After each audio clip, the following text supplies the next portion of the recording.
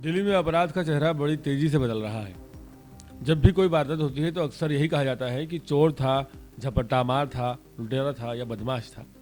लेकिन शायद ही कभी ये सोचा जाता है कि कोई चोरनी भी हो सकती है, जो ज़रूरतमंद युवकों को आसान पैसे का लालच देकर अपराध के दलदल में धकेल रही हो। दिल्ली पुलिस के उत्तर पश्चिमी जिले की अशोक विहार थाना अंतर्गत चौकी YWPA ने सशस्त्र डकैती के मामले में एक खुलासा करते हुए विष्णु, प्रियंका और एक नाबालिग को गिरफ्तार किया है। आरोपियों के पास से लूटा गया मोबाइल फोन और वारदात में इस्तेमाल कटर बरामद किया गया है।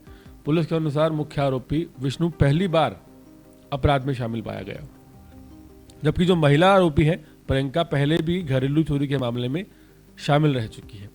यह मामला 24 दिसंबर को सामने आया, जब एक युवक नितेश पर घर लौटते समय 3 लोगों ने हमला किया, उसका मोबाइल लूट लिया। सीसीटीवी फुटेज और टेक्निकल जांच के आधार पर पुलिस ने आरोपियों की पहचान की। पूछताछ में खुलासा हुआ कि कटर को छिपाने की साजिश महिला आरोपी ने रची थी।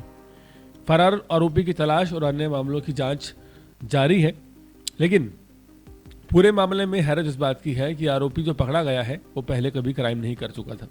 यह साफ तौर पर एक सोची समझी लूट की वारदात थी। पीड़ित युवक जैसे ही अपने घर की ओर बढ़ रहा था, तभी पहले से घात लगाए आरोपियों ने रास्ता रोका।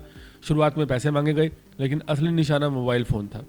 विरोध करते ही युवक को घेर लिया गया, मारपीट की गई और धारदार हथियार से उसके मोबाइल और वार करने के बाद छीन लिया गया। कोई अचानक छीना झपटी नहीं थी, पूरी प्लानिंग को अंजाम दिया गया था और इसकी मास्टरमाइंड एक महिला थी।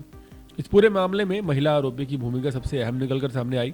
जांच में साफ हो गया कि पकड़ा गया युवक, उसके खिलाफ पहला कोई आपराधिक रिकॉर्ड ही नहीं है, केवल वो मोहरा था। असली जो मास्टरमाइंड थी वो महिला आरोपी प्रियंका थी, जिसका नाम मिली है, जो पहले भी चोरी की वारदात में शामिल रह चुकी है।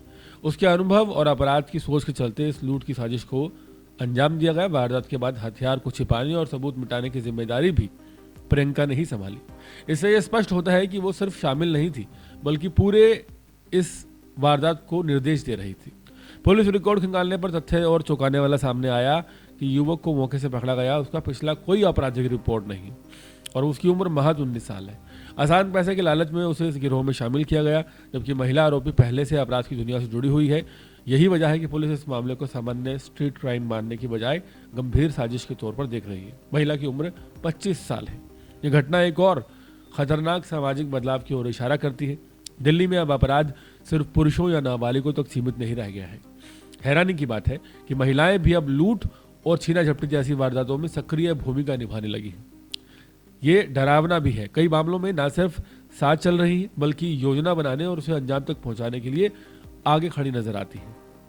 आप कह सकते हैं कि कंधे से कंधे मिलाकर आपराधिक साझेदारी और कानून व्यवस्था के सामने नई चुनौती की तरह ये महिला अपराधी खड़ी हो गई है। यह मामला साफ बताता है कि अब अपराध का चेहरा बदल रहा है और उससे निपटने के लिए पुलिस को भी उतनी ही सतर्कता और सख्ती से कदम उठाने होंगे। यानी कि सीधी सी बात है, यहाँ पर पुलिस को वैसे ही प्रोएक्टिव W टीम यानी कि विमेन कांस्टेबल्स की टीम को एक्टिव करना होगा, जो इन शातिर महिलाओं पर नकेल कसे, जो किसी से छीना झपटी के लिए चाकू से वार कर भी सकती हैं और करवा भी सकती हैं और हथियारों का, ब्लेड्स का, कटर्स का इस्तेमाल कर सकती हैं। तो यहाँ पर चूंकि दिल्ली में छीना झपटी एक आम सी घटना होकर रह गई है, ऐसे में पुलिस को इस ओर ध्यान देना चाहिए कि अगर ऐसे मामले भी सामने आ रहे हैं जहां मुख्य मास्टरमाइंड जो है वो एक महिला है, तो फिर आने वाले वक्त पर हमें लेडी सिंघम की ज़रूरत है। दिल्ली में उन महिला कांस्टेबल्स की ज़रूरत है जो इन अपराधी सोच रखने वाली महिलाओं पर भी नज़र रखें, और ना सिर्फ नज़र रखें बल्कि अगर ज़रूरत पड़े तो इनसे लोहा भी ले सकें, इन्हें अरेस्ट भी कर सकें और इनसे मौके वारदात पर हथियार भी छीन सकें।